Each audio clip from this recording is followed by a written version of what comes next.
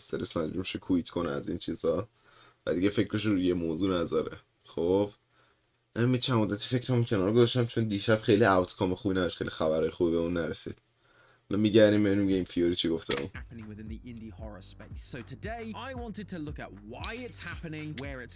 ویدیو از من گلدم قبل استریم دیدم، خیلی نپرسید ویدیوی چیزو که مصاحبه با رضا پهلوی داره میبینه، نپرسید. Going and what it means for all of these channels going forward. Hello Internet! Welcome to Game Theory, the channel that stares into the abyss and asks, "Hey Abyss, you good?" But today, loyal theorists, I have one simple question for you.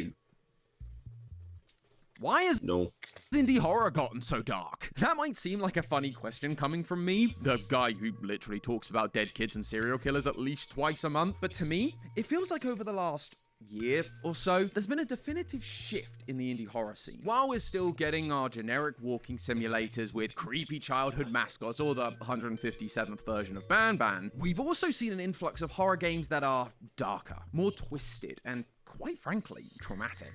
ایده های جدید باید بدن، شاید دیگه چرا دارک شده. خب ایده های جدیدتر باید بدن که دارکتر بشه دیگه. I started noticing this last year when I made a video on one of the most requested franchises from our entire subreddit, Lacy Games.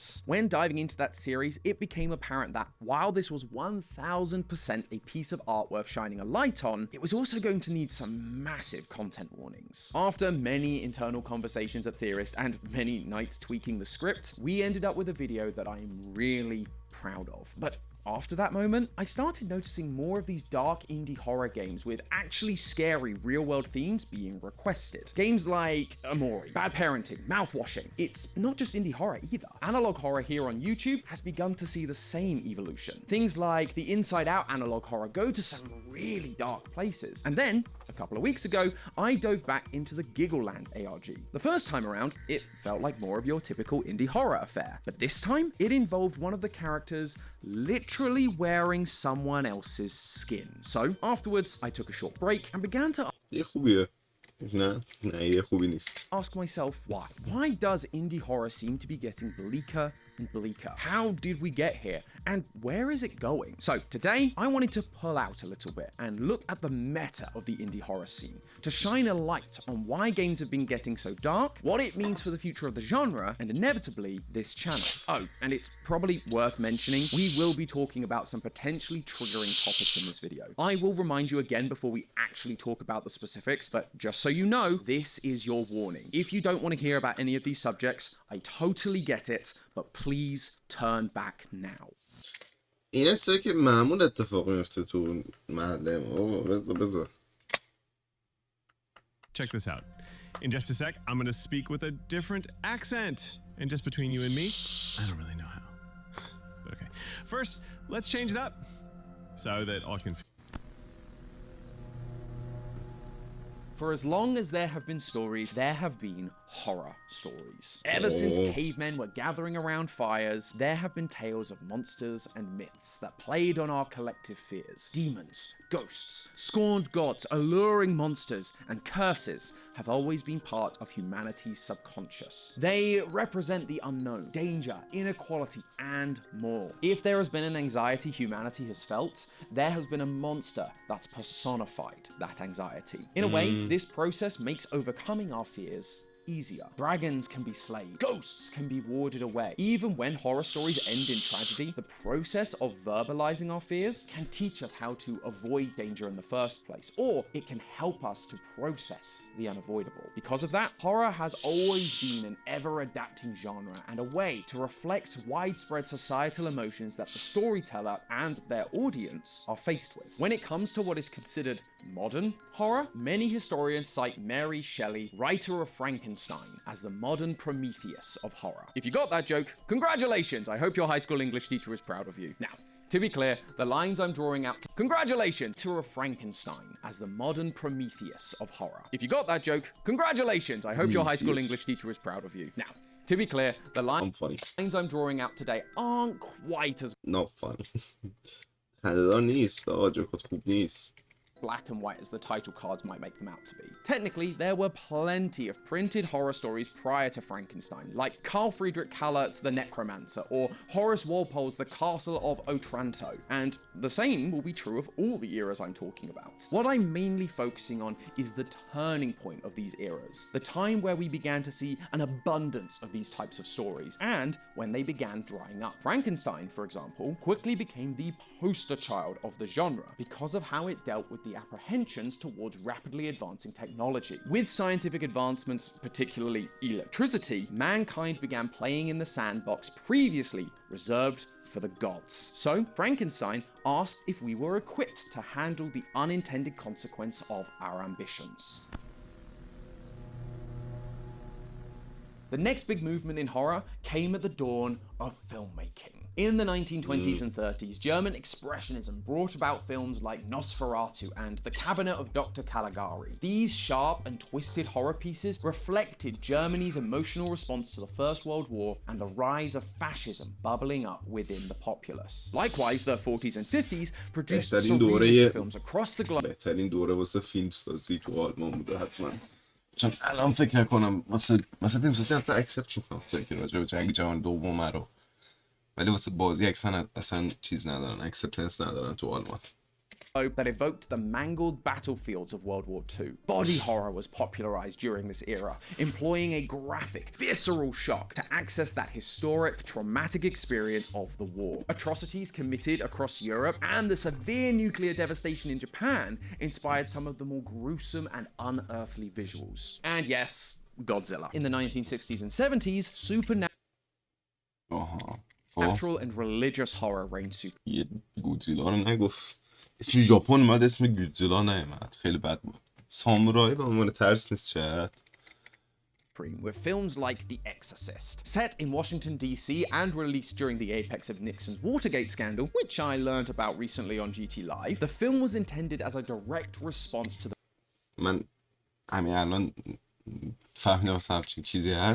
Vietnam War. In addition to the obvious display of protest in the film, there are more subtle suggestions of the period's history influencing the film. The Exorcist ultimately ends in an exhausting, uneasy draw between good and evil. Although Reagan lives, Father Marin is forced to jump out a window to his death by the demon that once possessed Reagan. This unsettling conclusion mirrored the general uneasiness felt by the American people when the United States troops pulled out of the Vietnam War. During the 80s and 90s, due to the birth of the 24-hour news cycle, America was forced to become more aware of the horrors that were around them, namely child abduction. A few high-profile cases from that time, like the Greeley case of Janelle Matthews, spurred on what became known as the stranger danger panic. The idea of a serial killer hiding among you, ready to pick off any unsuspecting children who were breaking the rules or by themselves, which, if it wasn't obvious, is the premise of most 80s and 90s slasher flicks, like Halloween, Friday the 13th, and Scream. راست میگه، نه اکثرا مردم عادی میزدن، بچه ها رو میزدن فرانکشتاین، اینا خیلی اونجوری نبودن.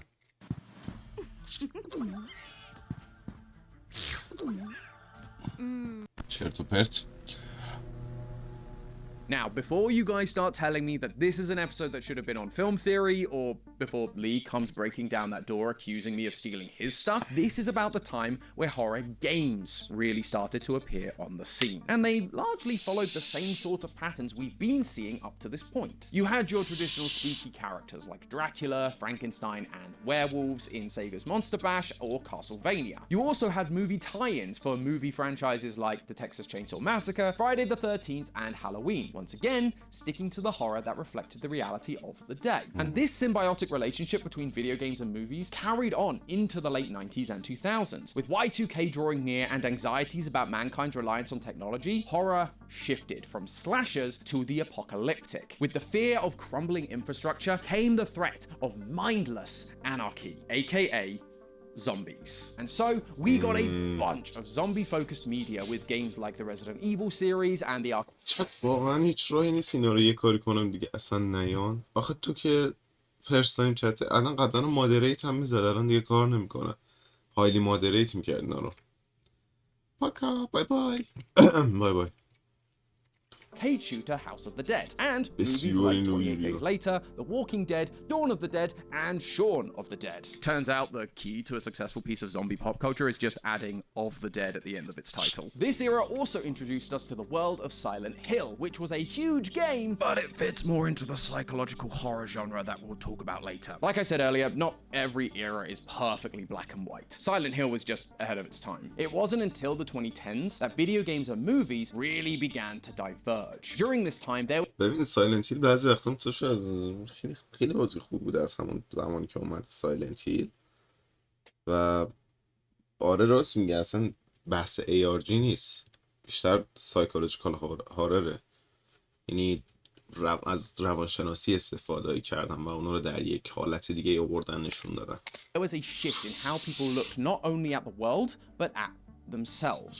Mental health awareness for things like depression and anxiety began to climb, and there was a huge increase in young people going to therapy. Movies in general began to reflect this, with stories like Funny Story and The Perks of Being a Wallflower, which center very explicitly on taking one's own life, during a period where, sadly, the rates of said action had skyrocketed. Horror movies did the same thing with Black Swan and Nightcrawler, psychological horror movies that showed how an ordinary person could devolve into darkness, and the sinister nature of modern-day media culture and consumerist ethics. Initially, gaming followed suit, with smaller-scale survival and psychological horror games like Outlast, Penumbra, and Amnesia finding success. The thing is, though, these games had a problem. While, yes, they were psychological, they were also dark, gritty, and oftentimes quite graphic. This didn't really mesh with the new kid on the block that was beginning to pick up steam as a major player in the media landscape, and more specifically, the video game landscape. YouTube. YouTube was becoming the place to watch gaming content from creators like یه دلیل این که گیم های مثلا چیز اون موقع میگه خیلی دارک تر بودن فلان تر بودن، نه آقا گیم ها اکثرا نکن یه خوبی دارن یه بدی. تو وقتی میخوای یه ویدیو گیم درست کنی، خب مجبوری یه سری المنت های زیادی بهش بدی، توی المنت ها بیشترش کنی، با اینکه میتونی خیلی جا مثلا کمک بگیری. میگم یعنی مثلا شاید که حواسش به فیلم نباشه خیلی اتفاقات باید بیفته، ولی یک حواسش به گیم نباشه حتما جامپ اسکر هم میشه. یعنی این چیزی که هست. PewDiePie.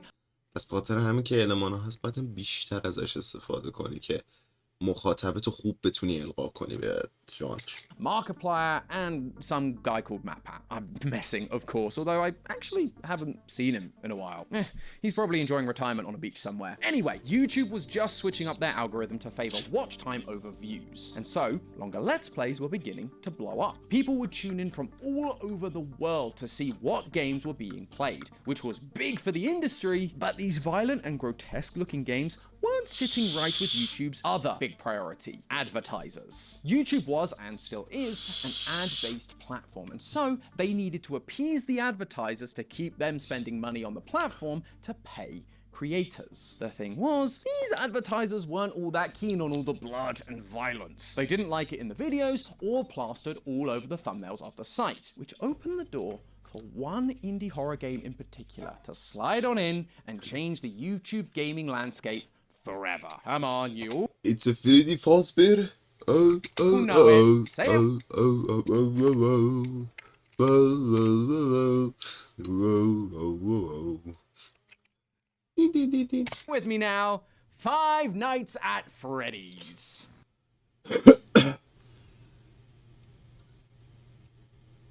بسته شد.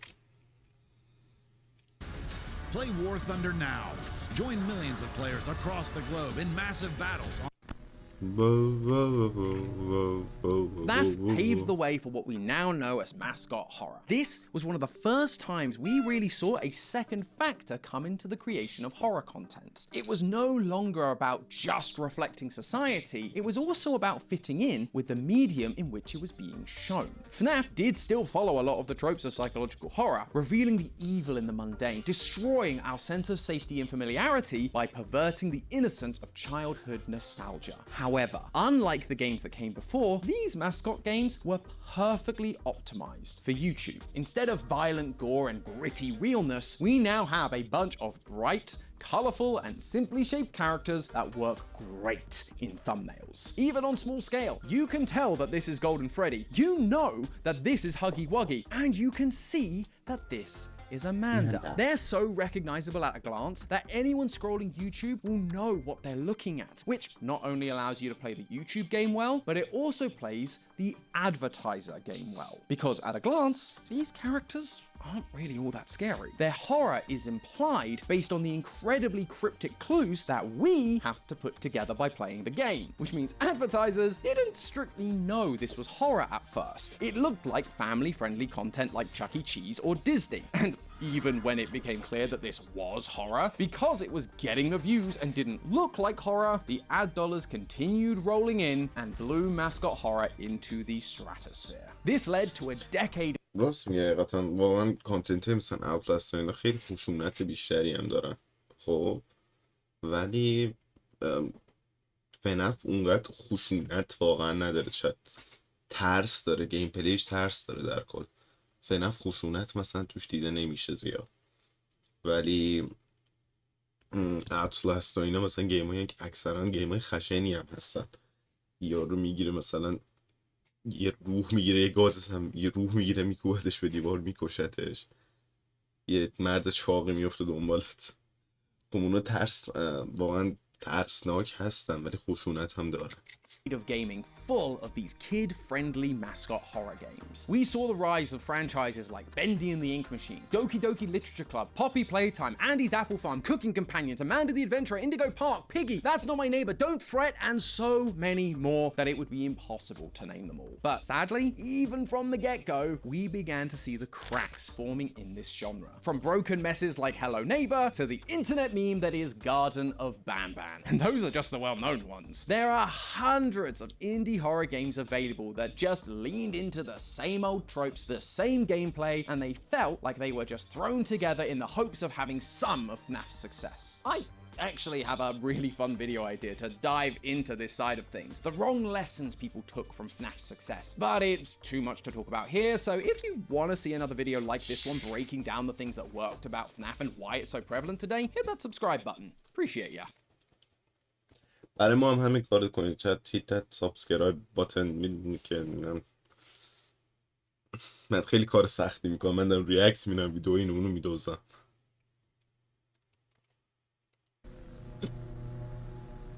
ببینم دیگه مدرنش قرار چی بشه Where we enter the now, the 2020s. It was time for indie horror to evolve once again, but this time something was different. And it's here where I'm going to put in your final warning. We are about to cover a number of games with some dark subject matters that might be triggering or traumatic for people. There is no shame in stopping the video here. I totally get There is a lot of shame chat. من نمیتونم شاید این کار خیلی برای من دردناکه که ویدیو رو تا اینجا ببینم از 25 دقیقه ویدیو 13 دقیقه و 26 ثانیه‌اش رو ببینم و ادامه ندم. Please look after yourself and your own mental well-being. If you do want to stay, let's take a look at a recent example that we got so many requests for, mouthwashing. At the heart of its story, we're still exploring the awfulness of the corporate capitalist machine that doesn't give a flying fart about the individual, just like we've seen in a number of mascot horror games. But the way they show that this company doesn't care is where things get really dark. Yes, they do the classic things of leaving the crew stranded without enough supplies. But then we get to Anya and Jimmy's storyline. A storyline about SA and as a result, a pregnancy, ending with Anya choosing to end her own life rather than stay trapped with Jimmy and carry his child. And the captain, Curly, he does nothing to stop any of it. However, unlike with previous indie horror games like FNAF, this deeply dark and twisted storyline isn't implied or hidden in secret notes or newspaper clippings. It is front and center to the story. Play the game normally and it is impossible to miss. Bad Parenting is another game we got dozens of requests for. ترسناک ترین بخشش میدونی چیه؟ این فکر اندینگ گیم این باشه داره با چشمش اینجوری یه دونه چشم باز اینجوری داره نگاه میکنه. Front and center to the story. Play the game normally and it is impossible to miss. Bad Parenting is another game we got dozens of requests for. Playing as a boy called Ron, you're introduced to his neglectful parents and messed up childhood, along with a sinister figure named Mr. Redface, who causes his family to suffer. Through each step of the game, it's slowly revealed that Ron is a victim of child neglect at the hands of his alcoholic father, who turns out to be Mr. Redface, named for his drunken violence. Eventually, Ron's dad kills him and shoves his body into a closet. Now, again, on the surface, you may not think a dead child in an indie horror game is all that much for me to make a scene over. We talk about dead kids way too much on this channel as it is. But again, the difference is in its overtness. In FNAF, we never truly... Actually این خیلی سایکولوژیکال لول بازی خوب بوده فکر کنم، چون چت مشکل بزرگی که از حدودای یعنی تو این 20 سال اخیر 30 سال اخیر اتفاق می افتاده، حتی تو ایران هم خیلی زیاد شده، تو آمریکا هست، حتی میتونم بگم بد سرپرسته، والدین بد سرپرسته. خب بد سرپرست حالا مثلا از چه لحاظی فلان از این حرفا یه سری از چیزا رو میگرفتن، افرادی مثلا دستگیر میکردن توی سری پرونده‌ای، طرف معتاد بوده، خب خودش کاری نمیکرده،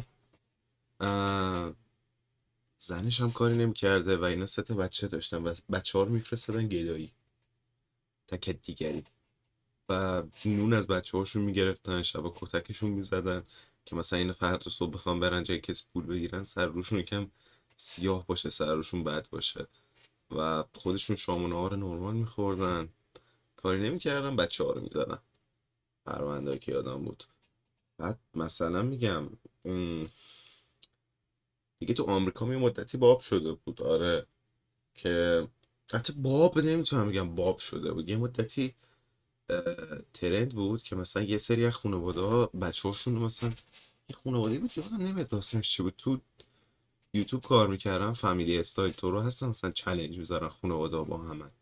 بعد یکی بچه از دست اینا فرار کرده بود، یکی بچه هاشون پیش همسایه رفته و پلیس گفته بود و واقعا پلیس رفته اونجا و فهمید که والدین اینا بد سرپرست و اینا این هم مدت چند آنلاین داشتن و زیر مجموعه والدین بد سرپرست بودن، والدین قیم اینا بد سرپرست بوده و داشته در حقشون این کار رو میکرده. بعد مثلا بهت میگم یه داستان از این داستانا زیاد اتفاقا ایده خوب بوده، سایکولوژیکال خیلی خوبش کردن. See the dead kids or the murders. We're only told about them. And because the scope is so large and the franchise is so weird and sci-fi with its goofy animatronics and soul metal, we don't really feel attached. But here, it's once again the A-plot of the game. There's no avoiding it. And because it focuses on one kid and we see his father do the evil deed firsthand, it forces us to witness it and feel the evil and uncomfortableness. We've even started seeing this evolution bleed out into the more traditional kid-friendly mascot horror games. Poppy Chapter 4 showed us a much darker, more gruesome side with decaying bodies on spikes. And then there's Giggleland with its wearing of people's skin.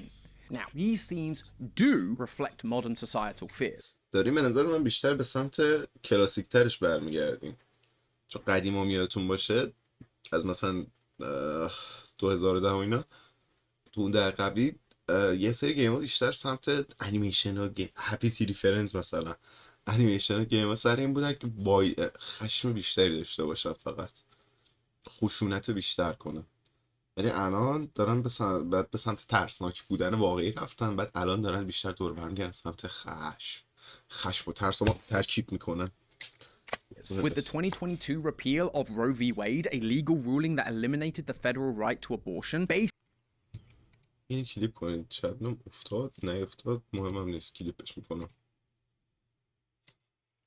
on the right to privacy, it's easy to see why we're seeing stories like mouthwashing. The topic of child endangerment is one that was especially difficult to mitigate during the global lockdown in 2020. Children no longer had access to mandated reporters, teachers, doctors, other family members who are likely to notice that something is amiss and report it to the proper authorities. Even the ideas of cultism and religion in things like Giggleland are part of the same societal fears, from the people who grew up in these environments now trying to deconstruct them and figure out what happened. That all matches with what we've been talking about. Horror media is an ever shape-shifting beast, evolving and morphing to reflect the real-life horrors happening all around us at any given time. But you see the difference from the previous evolutions, right? Rather than this evolution being solely driven by shifts in societal fears, the main driving force is actually the additional element. YouTube causing the rise of mascot horror has led to an oversaturation of the market. The storylines and jump scares just aren't cutting it anymore. Horror fans have become increasingly desensitized to those classic tropes that used to scare the pants off of them. A simple jump scare in a long spooky hallway? That isn't enough to get your adrenaline pumping once you've played through the same scenarios countless times before. And so, a new element has been added to the equation. Rather than the platform affecting the change, we're seeing a rebellion against the cookie-cutter, low-quality, kid-friendly horror. Moving on to new,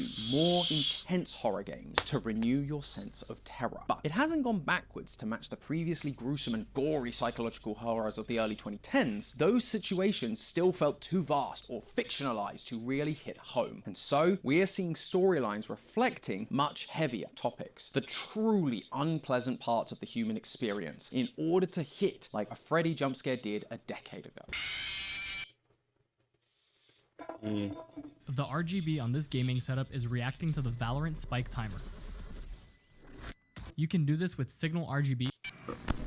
I don't want it. So that is the history of horror and how we've ended up here. But why does all of this matter? Why have I even brought this up? Well, because as I've said a few times now, more and more of these types of games are popping up, and more we're seeing requests for us to cover them. When we don't cover one of these games, we get a lot of people wondering why we haven't. And so I wanted to set the record straight, because the real answer is complicated and nuanced. One of my goals as the host of this channel, and one of our goals at Theorist in general, is to make sure we're telling stories we find interesting and helping to bring some educational value along the way. Stories about these heavier subjects can absolutely fit into this mold. They're insightful, and it's important to make sure we're all educated so we can help those around us. But they can sometimes be difficult to discuss in a way that feels respectful and nuanced for everyone watching. Lazy Games is a good example of this. It tells the story in a fascinating way. The ARG puzzle solving and use of symbolism and interpretation allowed us to shine some light on media literacy and build an interesting episode. The dark and traumatic story elements, of course, were a part of that, but there was more to the story than just that. There was the drama of the in-world developers and their friends. There was the sci-fi, she's in the computer parts. There was even a light at the end of the tunnel, a positive message that things could be okay in the end. But mouthwashing, while it is a fantastic game and it's incredibly thought-provoking, the reason it was thought-provoking is because it was all laid out in front of you. It's the A-plot rather than a secret story. Therefore, to keep everyone on the same page, we would have to talk about it right at the start of the episode. There's no lead-in, no way to soften the blow, and no easy way to give you guys an out if you need one. Plus, if we tried to skirt around the subject, it would feel odd because it is the focus of the story. So any lore discussions I could have about it would always come back to that plot line, and to ignore it would be to dismiss the core point of that story. And to top it off, the ending is just as dark. There is no light at the end of the tunnel. That's the point and what makes the story so powerful. But it can also make the entire video I make just as upsetting. And as a creator, that clashes with the responsibility I have to you guys. We're surrounded by real stories of violent crime from every facet of ببین واقعا خب خیلی داستانه خشن‌تری استفاده شده الان، واقعا میگم. آره اینم حق داره، اینم یکم به باید چیز بشه، باید داستانش حداقل بتونه خودش بازی کنه. شاید پس استریم مفواشینگ داریم شاید به زودی. مفواشینگ مال استریمه؟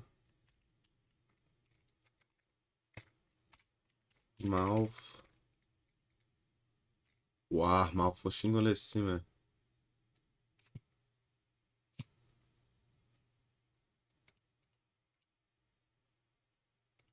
ایمرجنسی. یه بازی ترسناکی پس با هم داریم شاید. media, whether it's Twitter, true crime podcasts, news stories, wherever. And it's important to listen to victim stories and hold space for their trauma. But it's also also important to be mindful of how much additional content I am adding to that topic. Sometimes the real world is a dark enough place on its own. It doesn't need me to jump into every dark, disturbing game that crosses the YouTube homepage, especially when there are so many people who have sadly experienced this kind of stuff firsthand. For a lot of people, this show is their safe space, away from all of that awful stuff that they're seeing or experiencing. And I want to respect you guys and take that seriously. I recognize that there are a lot of people that haven't dealt with or are currently dealing with trauma. And so, if I talk about every one of these games as they come out, it means constantly reminding them of that past hurt, making this less of a safe space for them. At the end of the day, we're an edutainment channel built on exploring the physics of Mario, and a lot of our community are younger people. So talking about real, hardcore trauma isn't what people have come to expect from us. That doesn't mean we will never talk about these stories. As I've said, they are important, but when we دیگه نمیرم که دیگه نه دیگه. خب ما قراره یه چی پلی بریم توی این استریم برای شما چت. اگه بود که میرفتین گیم تیوری میدیدین. we will always give a warning like we did with Lacy Games. And we likely won't cover them all that often. I mean, just look at the gap between Petscop and Lacy Games. And the reason I'm not cutting these out altogether is because I also recognize there's a flip side to this coin. Some people want to see stories like this because it shows that they aren't alone in their experiences. And for developers, making these games can be a means of self-therapy, helping themselves to process their experience to come out the other side. If that is you, please don't stop making these games. If making a game like this is helpful for you, make it. And if you really want to see us cover one of these darker topics, let us know in the community tab, in the comments, on the subreddit. All I ask is that you bear in mind the things we've talked about today. While you may enjoy this type of content, or maybe it helps you process, there may be people in this community who don't want to be subjected to that. I'll keep doing my part too, checking the suggestions and keep weighing up the stories we want to tell and how often we want to tell them to make sure that we represent everyone in this community.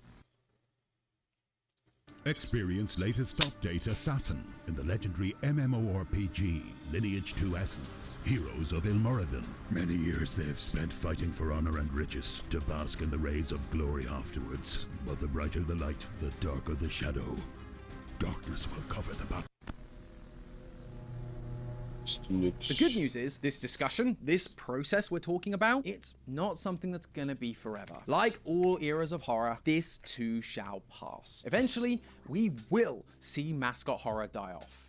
I don't know exactly when that will be, but it just will. We're already seeing it reach critical mass, so it's only a matter of time until the balloon finally bursts. And when that happens, we may also see the end of this more darker style of media. Because if the traumatic narratives are there to be the antithesis to mascot horror, well then without mascot horror, you suddenly have no need for these darker, shock-inducing stories. And at that point, we may even see video games moving back into alignment with movies. Right now, the growing fear in society is AI. And unlike the rising fear of the reliance on technology we saw in the 90s, this is about the fear that technology will take over and replace us. We're seeing it already with movies like Companion or Megan, and surprisingly in indie horror games like fnaf. I can also see this direction working with the added element of YouTube and social media. خیلی هم اونجوری نیست که ما فقط برگشت خودشو ریپلیس نکرد با AI.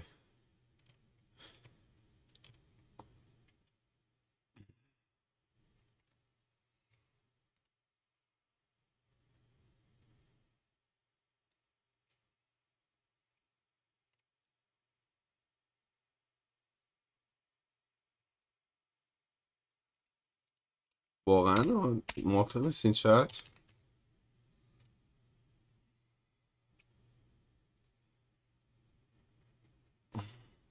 موافقین یا نه؟ شما باید حتما موافق باشین چت.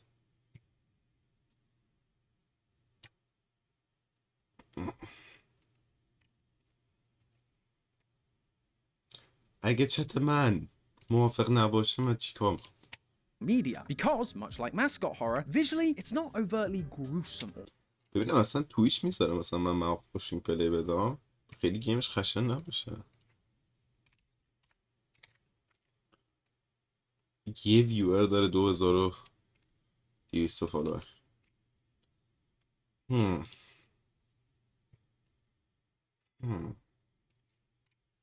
or violent. It's clean and crisp and allows you to still use some of the tricks for advertisers and platforms like YouTube that we've seen work for mascot horror. But as time goes on, I also think we'll see another shift.